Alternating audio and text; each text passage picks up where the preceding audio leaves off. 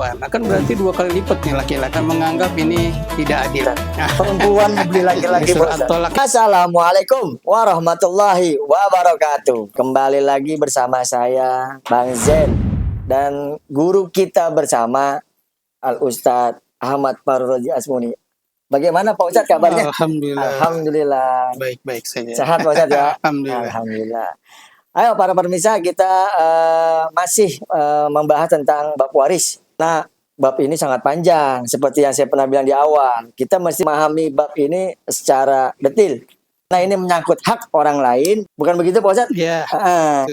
Nah, Pak Ustadz, kemarin kan kita sempat membahas kasus tentang pramugari tuh Pak Ustadz. Iya. Nah, tuh saya tuh terniang-niang tuh. Setelah selesai acara podcast kita, rasa penasaran saya itu timbul di bagian gini Pak Ustadz. Itu kan yang meninggal kan anak perempuan Pak Ustadz ya. Iya. Anak perempuan itu kan belum menikah. Iya. Ini yang saya pernah pahami karena saya pun juga sebagai orang tua kan gitu. Sebagai orang tua tuh saya tuh waktu mau menikah kan kasih tahu tuh sama pihak KUA gitu. Bahwasanya tanggung jawab seorang ayah itu ada 4 kalau nggak salah gitu. Kalau saya nggak salah itu ada 4 kalau nggak lupa.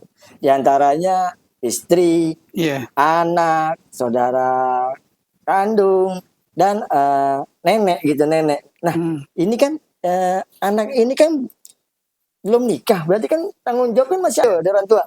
Itu kira-kira stepnya itu kita dahulukan tanggung jawab orang tua itu dulu, atau kita dahulukan hak orang tua dulu terhadap hak waris yang kata dari pramugari tersebut, Pak Ustadz? Jadi ini kita bicara tentang mana yang mesti diduluin. Nah, iya, pasti begitu. Ya. Pasti begitu, Pak. Pasti yang mesti diduluin. Nah, ada kewajiban. Ya, tadi yang ente maksud tanggung jawab mungkin ada kewajiban, ada hak. Ya, jadi kewajiban ya harus dijalani, namanya kewajiban. Ya. Nah, nanti kalau kewajiban udah dijalanin, nah nanti ada juga hak-hak yang mesti kita dapetin, mesti kita terima. Ya. Nah, sebagai orang tua, ya, dia wajib memberi nafkah kepada anaknya. Sebagai suami kepada istrinya, ya.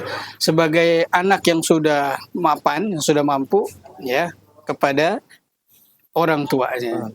Ya, nanti kalau ada saudara perempuan tadi itu, yang mau saudara perempuan. Oh gitu. Nah, saudara perempuan dia belum ada keluarga, ya belum bersuami. Belum bersuami. Nah, maka ya saudaranya yang laki-laki. Ini tanggung jawabnya laki-laki. Itu jadi laki-laki itu ya tadi yang kita ya ada pasangannya, ada anaknya, ada orang tuanya, ada saudara yang perempuan ya. Jadi perempuan ini dilindungin oleh laki-laki. Oh, dalam hukum syariat Islam. Oleh laki-laki. Ya. Nah, maka kalau bicara tadi kasus pramugari, betul. Kasus pramugari, ya, dia masih ada ayahnya, ya, ada ibunya. Dia belum berkeluarga, belum ada suaminya. Berarti yang bertanggung jawab, yang berkewajiban terhadap si pramugari ini siapa? Orang tua. Orang tuanya, ya, orang tuanya. Tapi alhamdulillah orang tuanya ini udah nggak dibebanin sama anaknya yang sudah bekerja. Karena dia sudah bekerja, sudah mencari nafkah. Sudah bisa nyari duit sendiri. Padahal mencari nafkah itu bukan kewajiban perempuan. Ya. Nah, jadi kalau dia nggak nyari nafkah, ya dia nggak dosa. Nggak dosa. Karena ya orang tuanya nanti itu yang harus memberinya nafkah, ya, bukan dia yang harus bekerja. Nah, itulah syariat kita mengatur seperti itu.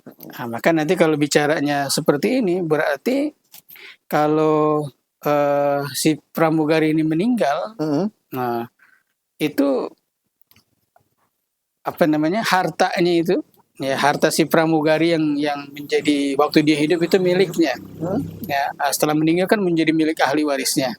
Ya, maka nanti untuk urusan pengurusan jenazahnya itu gimana itu? Nah, betul betul betul. urusan pengurusan jenazahnya karena ini butuh duit nih. Betul duit. Ya, untuk memandikan, mengkafani, Betul, sampai lewat menguburkan utang. ya. Betul. Nah, jadi itu ada urutannya. Heeh. Ya, urutan yang harus dikeluarkan tadi ada utang, Betul, ada betul. apa? Itu mana yang mesti diduluin, Heeh. ya. Mana yang mesti belakangan. Nah, ini kalau dalam kajian dalam kitab-kitab yang kita baca ya. Jadi harta waris ini ada urutannya. Ya, ada urutannya, artinya harus tertib itu. Yang nomor satu, nomor dua ya nomor dua. Ya, nah, jadi jangan yang nomor belakangan ditaruh di depan. Ya, nah, yang pertama ini kalau ada harta warisan, yang pertama adalah kalau di kitab Syarah Rohbiyah ya. Nah, Syarah Rohbiyah itu dijelaskan. Yang pertama ini untuk membayar hutang yang kaitannya dengan harta itu. Hutang yang kaitannya dengan harta. Berarti hutang si mayit. Iya, hutang si mayit yang ada kaitannya dengan harta. Maksudnya apa ini? Ya, misalnya zakat, dicontohkan tuh zakat. Nah, dia kena zakat mal misalnya. Ya, udah sampai nisabnya. Betul. Udah haulnya sudah. Nah, ini kan sudah harus bayar zakat kalau dia masih hidup ya. Ternyata mungkin dia nggak ngerti. Atau dia lupa membayar zakat. Nah, itu yang pertama kali itu. Nah, itu dalam kitab Syarah Rohbiyah dijelaskan begitu. Yang pertama adalah hutang yang lunasi itu, bayari untuk hutang yang kaitannya dengan harta itu. Ya, contohnya zakat tadi itu. Ya, semestinya dia udah bayar. Waktu dia hidup semestinya udah dibayar. Tapi karena dia nggak paham atau dia nggak ngerti, dia nggak lupa. Ya, nah, maka sebelum dibagi, sebelum yang lain-lainnya itu dulu dikeluarin. Itu termasuk hutang, Pak? Iya, termasuk hutang. Itu maaf ya, hutangnya kan yang saya masih tahu kan utang kan yang kita itu utang itu kan pada manusia ya. Iya. Yang tadi saya bahas itu utang kan zakat itu kan urusannya bukan manusia. Nah, jadi ada hutang ini ya kalau bahasa guru saya ini ada hutang kepada Allah. Ya, nah, apa yang Allah sudah tegaskan dalam syariat yang harus kita keluarkan, ya harus kita keluarkan. Mestinya selagi kita hidup nih harus mengeluarkan. Misalnya kata di zakat itu, zakat kan jelas emang itu. Selalu tuh, ya sholat zakat, sholat. Hakimus sholah wa atuz zakah. Itu selalu bergandengan itu ya. Nah itu zakat kan ada ketentuan nih. Zakat ada macam-macam. Nah ini misalnya zakat harta. Ya kalau ada orang yang memang sudah memiliki harta, sudah sampai nisabnya, sudah haulnya, dan milik pribadi, nggak ada milik orang, milik pribadi, itu udah kena zakatnya, harusnya dibayar, ya harus dikeluarkan itu. Nah itu yang mesti kita pahami lagi itu tentang aturan-aturan zakat itu, bagaimana fikih zakat itu. Seperti juga contohnya haji. Nah haji ini kan di dalam Al-Quran jelas ya. Apa namanya? Walillahi 'alan nasi hajjul baiti man istata'a ilaihi sabila. Nah, di sini kan wajib nih pergi haji. Wajib bagi siapa? Bagi yang mampu. Bagi yang mampu. Nah, bagi yang mampu wajib. Nah, kalau kita udah mampu, ternyata belum haji udah meninggal. Padahal udah mestinya haji karena mampu kan? Wajib berarti orang mampu kan wajib. Kita udah meninggal. Itu gimana? Nah, itu biar untuk menyelamatkan si mayat ini, dibikinin lah badal haji. Itu mesti itu keluar itu uang. Ya. Untuk apa ya? Untuk bayarkan hutangnya. Yang pastinya kan masih hidup harus sudah mengerjakan yang Allah wajibkan. Apalagi ini rukun Islam. Ya, yang diwajibkan adalah bagi yang mampu. Nah, kenapa sudah mampu kok belum tergerak untuk pergi haji? Nah, itu untuk jaga-jaga. Untuk jaga-jaga. Ya, kalau orang nggak mampu lain ceritanya. Karena nggak diwajibkan bagi yang tidak mampu. Yang diwajibkan bagi yang mampu. Seandainya mampu, ya harusnya kita sudah mendaftar. Walaupun statusnya di saat hidup itu almarhum itu emang orang awam, nggak ngerti peraturan zakat itu gitu, peraturan haji itu gitu. Nantinya begini, kalau orang nggak ngerti, orang nggak tahu, dia melakukan kesalahan, berarti dimaafkan dong, nggak apa-apa dong, kan begitu nanti jatuh-jatuhnya. Kalau ente bilang dia kan nggak ngerti, ya, dia orang awam, nggak ngerti tentang hukum-hukum dalam syariat ini. Nah, itu nggak begitu. Ya, ini pernah nih ya, ada ungkapan Al-Imam Abdullah bin Abbas radhiyallahu anhuma. Nah, itu beliau mengatakan la yu'dzaru bi jahalatih. Ya. Jadi orang itu nggak dimaaf karena ketidaktahuannya. Jadi jangan aman-aman aja.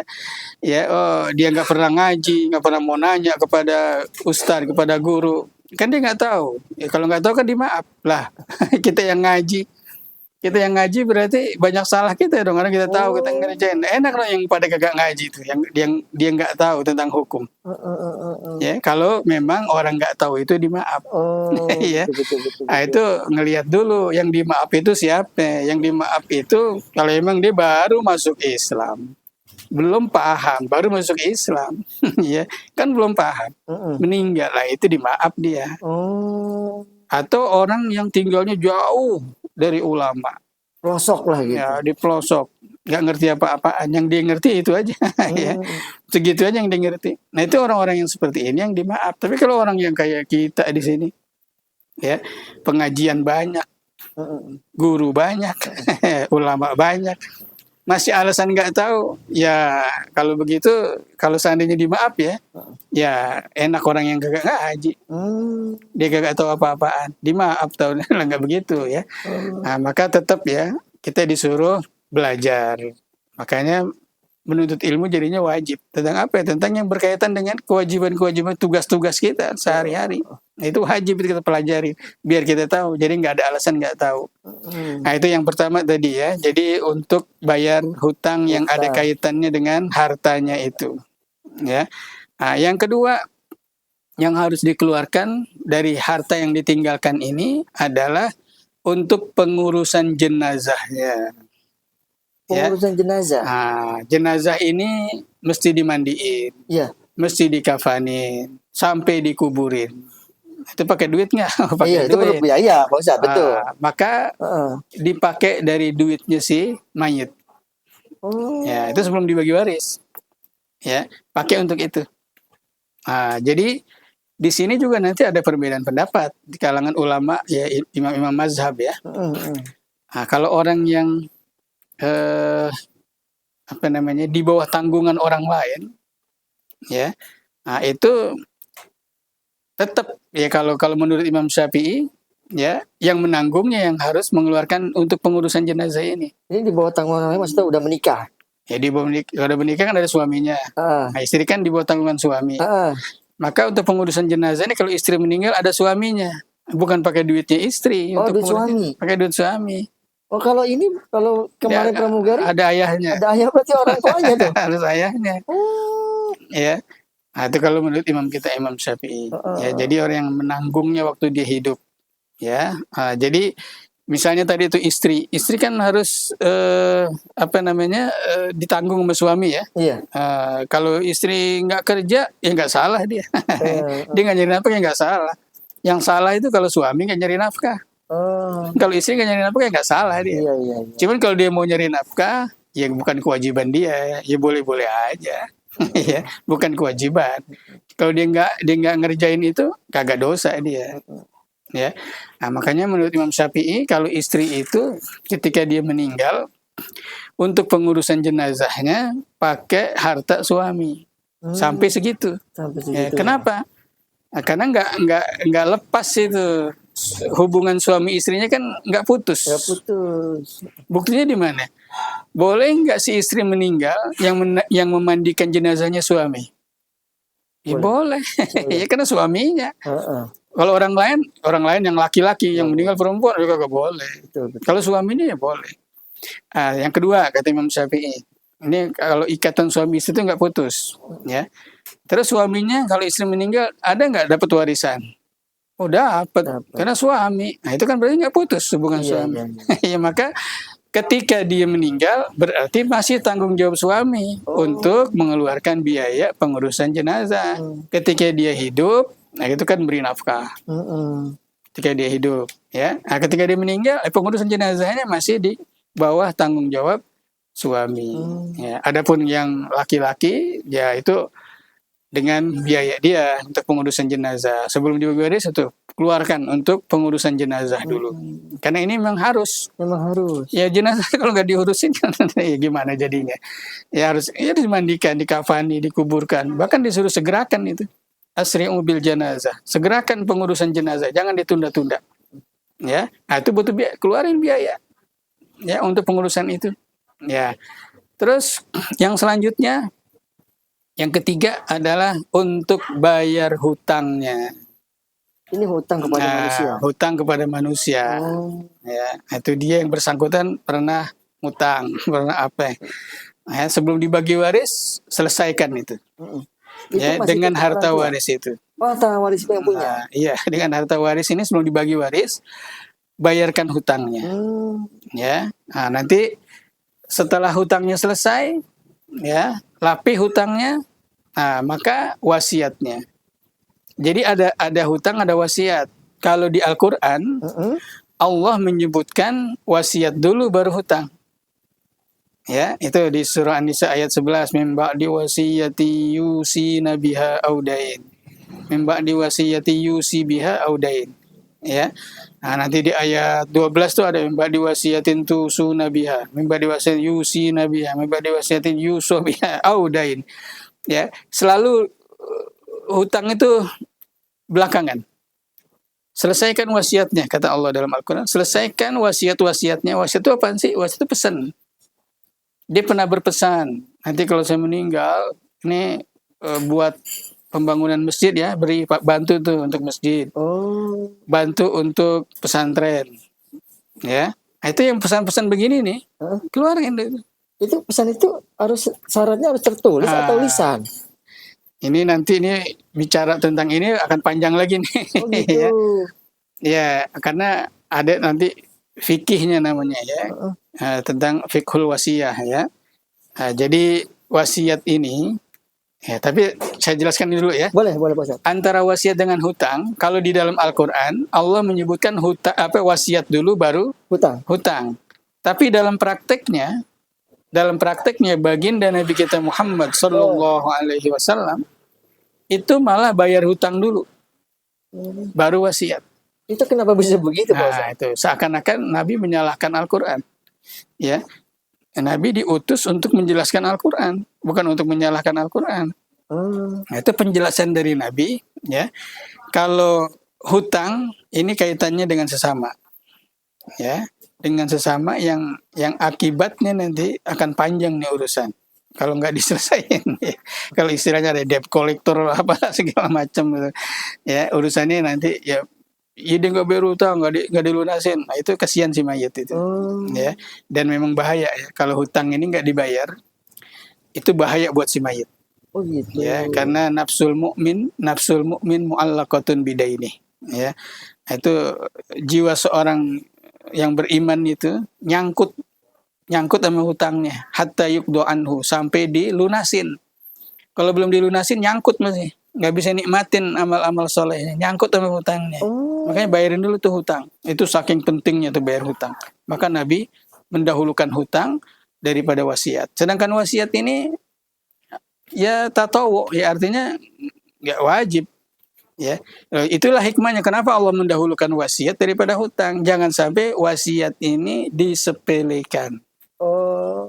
Ya, pesan ini disepelekan untuk nanti berikan untuk masjid, nggak dibayar sama ahli warisnya. Ya, biarin pengurus masjid nggak tahu ini, yang tahu kan kita. Berikan untuk pesantren, bantuin pesantren, nggak dibayar, diremehin. Ya, maka Allah kedepankan, Allah dahulukan agar jangan nih kita nih umat manusia, hamba-hamba Allah menyepelekan tentang masalah wasiat ini. Ya. Nah, tapi ya yang paling inti itu ya hutang itu. Ya, hutang ini makanya Nabi mendahulukan hutang daripada wasiat. Ya, kalau hutangnya sudah dibayar, masih ada sisa hartanya, masih ada, keluarkan wasiatnya. Oh gitu. Ya, maka nanti ketentuan wasiat itu yang pertama, ya, tidak berlaku wasiat nih ya, ini karena banyak kejadian nih di masyarakat. Wasiat tidak berlaku untuk ahli waris. wasiat tidak berlaku untuk ahli waris. Nah, misalnya orang tuanya mesen, ntar kalau saya meninggal, ya, nih buat anak yang paling bontot, Oh, anak kesayangan dah. anak terakhir atau anak kesayangan dia, nih buat dia nanti tuh mobil tuh buat dia aja.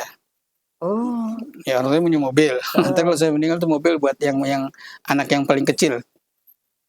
Loh, ini anak ahli waris bukan? Ahli waris. Nah, Nabi bilang apa? Gak berlaku. oh nggak berlaku bocah. Gak berlaku. Ya, kenapa? Dia ahli waris. Nanti dia dapat warisan lagi. Oh, nanti bakal nimbulin kecemburuan. Lah iya. Ya karena apa? Ya kan warisan belum ini. Iya, Itu kan urutannya tadi itu. Ya hutang udah selesai, baru wasiat. Ya, nah, ini kita bicara wasiat. Ya sebelum warisan. Nah kalau seandainya ahli waris dapat wasiat, boleh nerima wasiat, dia dapat 2 kali.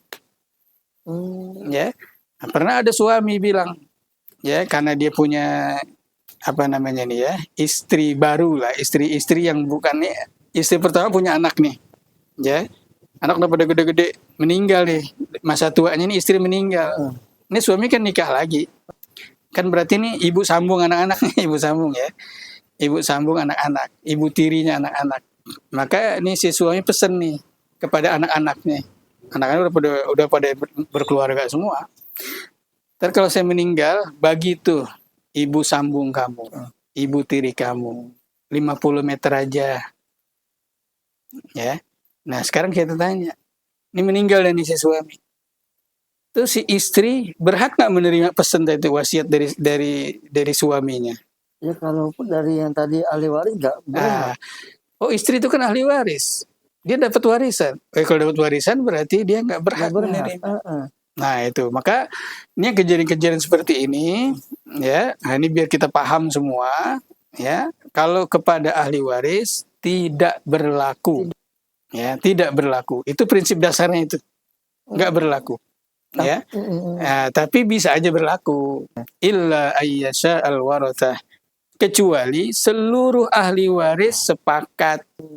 Ya udah tadi misalnya buat ibu tiri, kata bapaknya nih, ntar ibu tirimu bagi ya, pesan ya, bagi kalau saya meninggal bagi ibu tirimu, itu namanya wasiat itu. Semua anak sepakat, ya udah nggak apa-apa. Nah kalau bilang anak ini semua nggak apa-apa, ya dapat dia wasiat itu. Ya, tapi harus paham dulu tuh, mau bilang sepakat, paham dulu, paham gimana maksudnya. Nanti kalau dia semua ahli waris setuju, ibu tirinya dapat nih sebagai istri ayah, misalnya 50 meter, harta warisnya banyak, ya. Taruhlah misalnya 300 meter, ya. Kan baru 50 meter masih ada 250 ya. Nah, nanti ketika giliran warisan, ini tadi udah dapat nih wasiat udah dapat.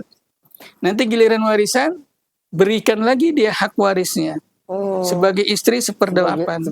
Jangan malah, kan tadi udah diberikan wasiat, warisannya enggak, bukan begitu, salah. Iya, betul. Kalau mau tidak berikan wasiatnya jangan diberikan, jangan sepakati, jangan dibalik. Kalau udah sepakati, keluarin dulu. Karena kalau disepakati keluarin dulu, itu menjadi hak dia, bukan warisan. Betul. Nanti warisan dapat lagi, lah jadi banyak dong dia, nah iya jadi banyak. Nah, itu kalau nggak paham kan begitu nanti, karena kita pernah menyelesaikan kasus begitu. Ya, jadi ini kalau 1/8-nya ternyata banyak. Oh gitu, iya. Kalau ada banyak kan 1/8 banyak. Saya penasaran gini Pak Ustadz. Ini yang membedakan, karena kan tadi kalau saya nyimak ya, kayaknya kalau dari bahasa itu bisa dikatakan sama menurut saya gitu ya. Wasiat sama hadiah. Apa sih yang ngebedain? Sama. Maksudnya kan kayak tadi itu Pak Ustadz bilang, nih kasih nih ibu kamu nih, kalau saya nggak ada nih. Itu kan kita bisa artikan sebagai hadiah juga. Iya. Bukan sebagai wasiat. Itu yang ngebedain hadiah sama wasiat itu apa? Ya, jadi kalau ya bahasanya hadiah ya, ada hadiah, ada hibah ya. Sama juga sih ya, pemberian. Kalau pemberian itu langsung, akadnya langsung, ijab kabul ya. Hadiah buat saya terima, udah. Oh jadi mesti ada kalimat, ini saya kasih hibah, ini saya kasih hadiah gitu. Iya. Itu ijab kabul. Ya. Wasiat juga begitu. Nanti itu ada istilahnya qobd. Qobd itu ya saya terima, saya pegang ini qobd. Nah itu kalau hibah. Ya termasuk hadiah, kan orang hadiah kan langsung. Ya kalau wasiat kan nanti kalau saya meninggal. Iya saya paham. Pemberiannya tertunda. Iya saya paham. Nungguin meninggal dulu. Kalau belum meninggal belum menjadi miliknya. Saya paham. Nah itulah wasiat. Ya, jadi ya memang mesti paham. Jadi yang membedakan itu jangka waktunya berlakunya itu ya. Ya, kalau langsung berubah kepemilikan langsung menjadi milik saya menjadi milik orang lain langsung, ya itu silakan. Ya mau kepada ahli waris boleh. Yang nggak boleh itu wasiat. Kalau saya meninggal, itu beda nanti. Yang membedakan itu Pak Ustadz ya. Nggak boleh. Ya, itu nanti juga akan kita bahas lagi nanti sendiri itu tentang itu karena panjang juga. Ya, nah, jadi si ahli waris ini tidak berlaku wasiat untuk mereka. Kenapa? Karena mereka akan dapat warisan. Dan bisa berlaku kalau semua ahli waris setuju. Sepakat. Nah, tapi harus paham. Jangan nggak paham seperti yang tadi saya contohin ya. Dengan ketidakpahamannya setuju. Nah, tapi warisannya nggak boleh bagi. Lah, jangan dibalik. Ya. Kalau warisan itu mesti harus. Karena memang jelas di Al-Quran Allah tetapkan bagiannya. Nah kalau wasiat silakan mau nggak berikan, memang ada udah ada penjelasan dari Nabi. La wasiyata li waris, tidak berlaku wasiat untuk ahli waris. Ya itu jelas dari Nabi. Innallaha qad a'ta kulladzi haqqin haqqah. Sesungguhnya Allah sudah memberikan orang-orang yang punya hak akan haknya. Itu warisan. Maka nggak berlaku lagi wasiat untuk mereka. Ah, gitu ya. Kecuali tadi itu dengan keikhlasan yang orang yang ahli waris yang lain memberikan kepada dia dengan paham ya, tentunya didasari dengan kepahaman. Bukan dengan ketidakpahaman. Berarti kalau dalam kasus anak angkat itu bisa tuh berarti dikasih wasiat kayak gitu. Nah, dia bukan ahli waris ya. Kalau yang bukan ahli waris, ya anak angkat, ya, anak di luar nikah. Anak di luar nikah maksudnya gimana tuh Pak Satu? Saya bingung tuh Pak Satu. Ya, karena apa? Karena udah kejadian duluan. Gitu. Ya, udah bahasanya berzina lah, maaf ya. Berzina. Nah, itu kan nggak bernasab ke bapaknya. Ya. Nah, jadi dari bapaknya meninggal dapat nggak dia? Bukan anaknya dia. Nggak dapat. Kalau dari ibu dapat. Kan darah daging langsung, Pak Ustaz. Ya, karena nggak menjalankan syariat. Syariatnya kan nikah dulu. Syariatnya nikah dulu. Kalau udah nikah, ya silakan gauli istrimu. Nah ini belum nikah udah digauli. Nah itu dilarang. Makanya wala taqrabuz zina. Jangan deketin tuh perzinahan. Jangan pacaran. Nanti pacaran artinya mengakibatkan orang berhubungan suami istri yang belum boleh. Gitu. Udah boleh kalau udah nikah. Nah itu ya. Jadi yang bukan ahli waris itu ya anak tiri, anak angkat, anak di luar nikah. Ya, nah itu tadi ya kalau anak di luar nikah ini kan ya bahasanya anak zina ya, misalnya anak zina itu dari bapaknya nggak dapat, kalau dari ibunya dapat. Kalau dari ibunya dapat? Karena dia memang sama ibunya terus, ya dari perut sama ibunya, ya nasabnya ke ibu. Anak zina itu nasabnya ke ibu, bukan ke bapak. Ya. Ya itu di mazhab kita, mazhab Syafi'i begitu. Walaupun nanti ada ya kalau anak itu di luar nikah tapi lahirnya di masa 6 bulan misalnya, 6 bulan dari kehamilannya ya, setelah dia nikah nih ya 6 bulan lahir, itu bernasab kepada bapaknya yang baru. Jadi ya dilihat dulu bernasab gimana. Ketika dia udah dinikahin nih, misalnya ini udah hamil nih orang perempuan, ya nikahlah dia. Memang boleh tuh lagi hamil nikah, kan ada pertanyaan lagi. Betul. Ya kalau lagi hamil nikah, ya kalau nikahnya nikahnya nikah siri apa bukan? Bukan hamilnya karena hamil perbuatan yang dilarang, ya karena zina, itu namanya janin tidak terhormat. Ya, maka ketika dia dalam keadaan mengandung boleh dia nikah karena janinnya tidak terhormat karena berhubungan di luar nikah. Ya, boleh dia nikah sah berdasarkan mazhab kita, mazhab Syafi'i sah. Ya, kecuali memang suami istri, istrinya lagi hamil, suaminya meninggal. Nah, itu masa idahnya sampai melahirkan, nggak boleh dia nikah sebelum melahirkan, gitu. karena janin ini janin terhormat dari hubungan di dalam nikah atau dicerai lagi hamil dicerai. Dan itu dapat waris pasti. Ah iya, Oh gitu. iya kan itu anak apa namanya anak kandung ya anak syar'i ya.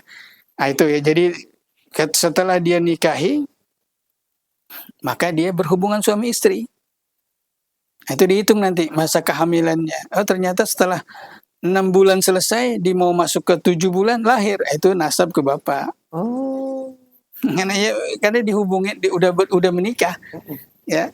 Itu kan masa paling cepat orang hamil itu kan 6 bulan. Ya, masa paling cepat orang perempuan bisa lahir dan anaknya normal, ya. Selamat, itu 6 bulan. Artinya udah selesai 6 bulan, masuk ke bulan ke-7. Lahir ya, bisa hidup anaknya. Ya, itu kalau anak di luar nikah, kita bicara anak di luar nikah, ya. Jadi bukan ahli waris dari bapaknya. Nah, jadi yang tidak boleh mendapat atau tidak berhak mendapatkan wasiat adalah orang yang sebagai ahli waris. Statusnya dia sebagai ahli waris, maka nggak berlaku wasiat tadi, kecuali disetujui oleh seluruh ahli waris. Nah, itu prinsipnya begitu. Pertamanya nggak berlaku. Kalau nanti ternyata ahli waris setuju dengan dia paham, ya nanti kalau setuju resikonya bagiannya akan berkurang, yang mendapat wasiat akan bertambah karena ahli waris juga ini. Dia sadar semua, tahu, silahkan berlaku kata Nabi. Ya itu jadi ada ketentuan tentang wasiat. Nah, terus juga ya, ketentuan wasiat ini tidak lebih dari sepertiga harta. Sepertiga harta keseluruhan. Ya, aset si mayit nih sebelum dibagi waris, ternyata dilihat, oh ini ada wasiatnya. Wah wasiatnya sih kurang dari sepertiga, keluarkan. Oh berarti sama dong kayak di penjelasan Pak Ustadz yang lalu mengenai anak perempuan. Kalau orang tua cuma punya anak perempuan nih, mau ngasih hadiah ke anaknya itu nggak boleh melewati sepertiga ya. Nah, itu dia. Kalau niatnya untuk menghalangi, itu kan kita udah bahas ya. Iya betul. Menghalangi hak ahli waris yang lain, ya nggak boleh. Oh, itu berlaku seperti wasiat sama dengan wasiat ya, juga. Makanya dibatasin lah seperti wasiat. Tapi kalau ahli waris yang lain, saudara-saudaranya, ini karena anaknya perempuan, ya orang punya anak perempuan saja, kan saudara-saudaranya dapat kalau dia meninggal. Kalau minta persetujuan, saya mau hibahkan nih ke anak saya nih perempuan, semuanya gimana? Kalau pada setuju, nanti kalau saya hibahin semua, kamu nggak dapat warisan, nggak apa-apa, hibahinnya semua, ya nggak ada masalah kalau mereka pada setuju, ya itu ya, maka dibatasin sepertiga aja dah, ya sepertiga, ya biar nanti ahli waris yang lain dapat. Nah, jadi dalam wasiat ada ketetapannya, nggak semau-maunya. Ya pesan semua, nanti ahli waris nggak gigit jari. Iya. Ya, itu juga terjadi di zaman Nabi. Ya di zaman Nabi itu sahabat Nabi sakit parah sakitnya. Ketika Nabi nengokin, ya dia bilang ya Rasulullah ini harta saya nih seluruhnya ya Rasulullah. Ya untuk perjuangan untuk agama ya Rasulullah. Ya kata nggak boleh kata Nabi, nggak boleh. Kalau begitu 2/3-nya ya Rasulullah, nggak boleh. Kalau begitu setengahnya ya Rasulullah, nggak boleh. Kalau begitu sepertiga, ya sepertiga itu udah banyak kata Nabi. Ya innaka intazara warasataka agniya khairun laka min antazarahum alatan yatakaffafunan nas. Nah itu begitu Nabi bilang itu. Engkau tinggalkan ahli warismu dalam keadaan mapan, ya kaya, itu lebih baik daripada kau tinggalkan ahli warismu dalam keadaan susah sehingga dia mengemis meminta-minta. Ya, karena ini sahabat Nabi Sa'ad bin Abi Waqqas ya kalau nggak hilap ya, punya anak tuh cuma satu perempuan. Dia namanya orang sakit parah ya, dia mikirinnya kan buat bawa ke akhirat aja nih harta saya nih. Ya Nabi nggak boleh. Ya pikirkan tuh ahli warismu. Jangan sampai mereka kau kaya tapi ahli warismu miskin. Ya. Iya. Padahal kau punya harta banyak tapi kasihan dia nanti jadi meminta-minta mengemis. Nah, lebih baik mereka dalam keadaan mapan kaya. Kamu wasiat maka dibatasin sepertiga. Sepertiga itu udah banyak kata Nabi.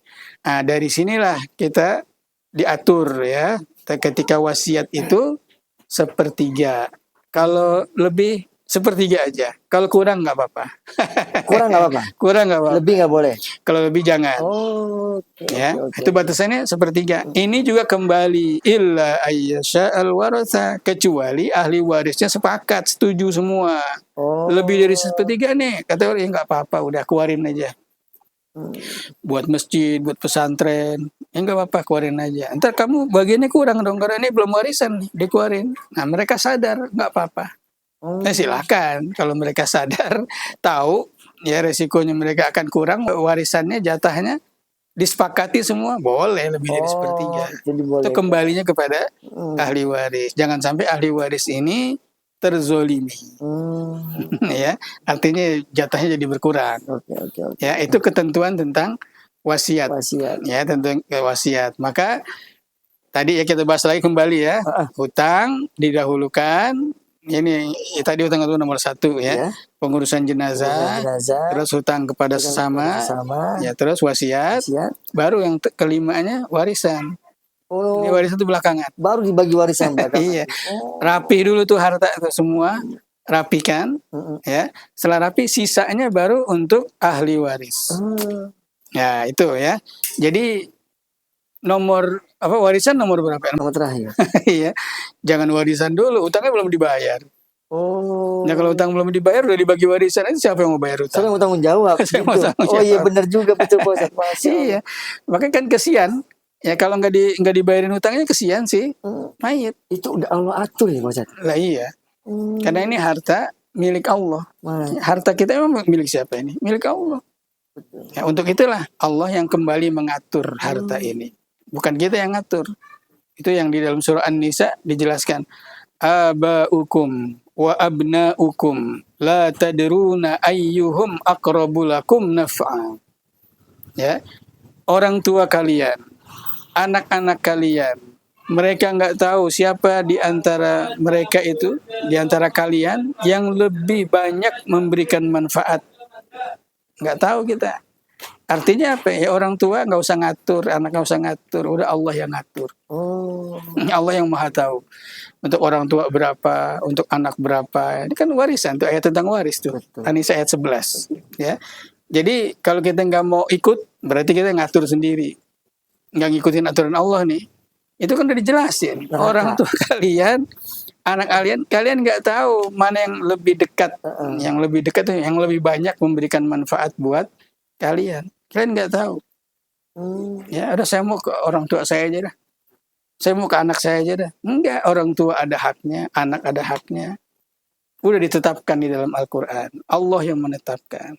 Berarti kembali lagi Pak Ustadz, kalau 5 step tadi kita salah mengkondisikannya, itu kembali lagi kita durhaka sama Allah berarti.